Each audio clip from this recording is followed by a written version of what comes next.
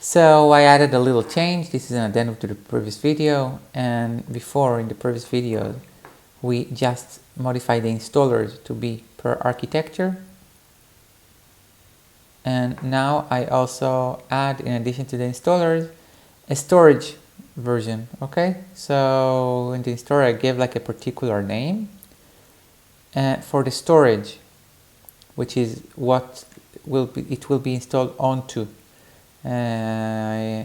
taking into consideration what we saw, like the partition sizes. Then we have these names for each architecture: ARM64, ARM i30, 32-bit Intel. This one was from the previous build, never mind that. And we have for long arc RISC-V, x86-64, and you can add your architectures. In addition to it, we have the live CD that you can see that its size matches the size of the system image partition, which is because the live CD, the way I put it, is that we just use the system partition as the rootfs. So if you have all kind of overlays or all kind of other things, or want to check like the OTA state or stuff like that, then it's not relevant for it. But it's super relevant to see that your base core image, which usually you would just make a rootfs that is read-only, or read writable, but usually to be like, in a real device. Of course, if the kernel supports it, and it's kernel 6.17 already, so it supports it, you would want to use overlay FS on top of it. And there are several ways to overlay. There are also file systems that know to keep track of per file. There are nice things, okay? So the idea, but for integrity, and also like for there are ways like to overlay the file system. So the idea is that we change like all that. The removable media here. So look at this. These are like for the artifacts what I did, and then we have here removable media. I use it just in order if I want to do a one-time flasher that removes an auto flash file that says, hey, insert automatically, then it allows me to modify it without modifying the installer. Otherwise, the removable media, we can just use the installer. That was the intention, but this is an extra development step for me, or for you if you hack this, so that you can just work on the image itself, even like from while running it on the installer image, without modifying the files that you built. Okay, so it's a good practice to keep it aside. So it's just like a copy.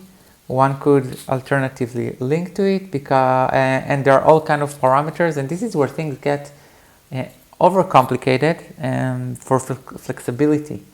So there are all kind of parameters. Say, hey, do you want to copy it? Do you want to do it? What is like the image that you want to put? But essentially, none of this is really needed, because what one can do is just specify all kind of parameters to QEMU.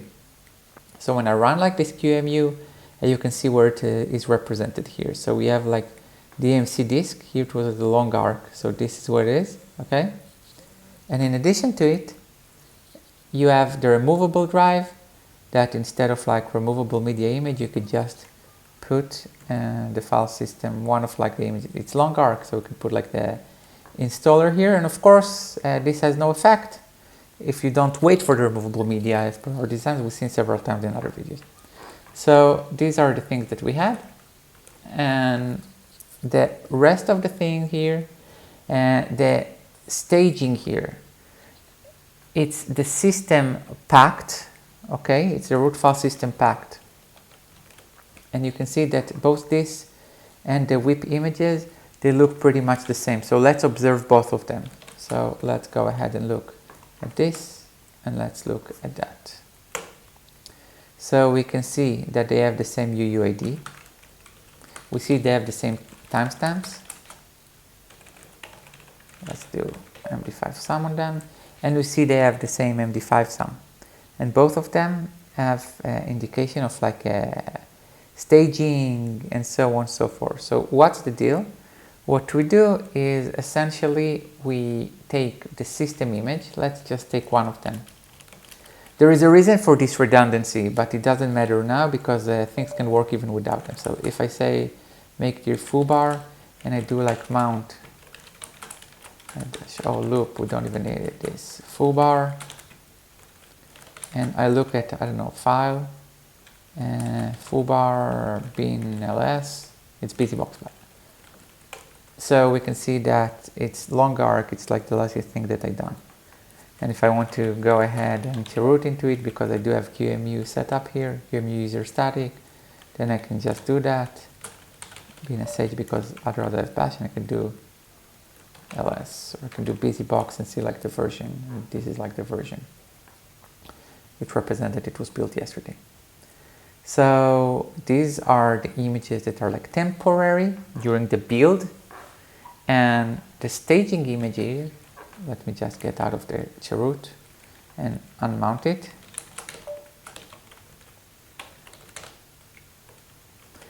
And those images here, they are created from the file system that if I have like the bootstrap, that I bootstrap and put the caches and so on, or that I copy it in busybox, or that I set up. This is like my rootfs packed into an image. I chose to make them ext4 images, but I use for all kind of purposes other file systems sometimes.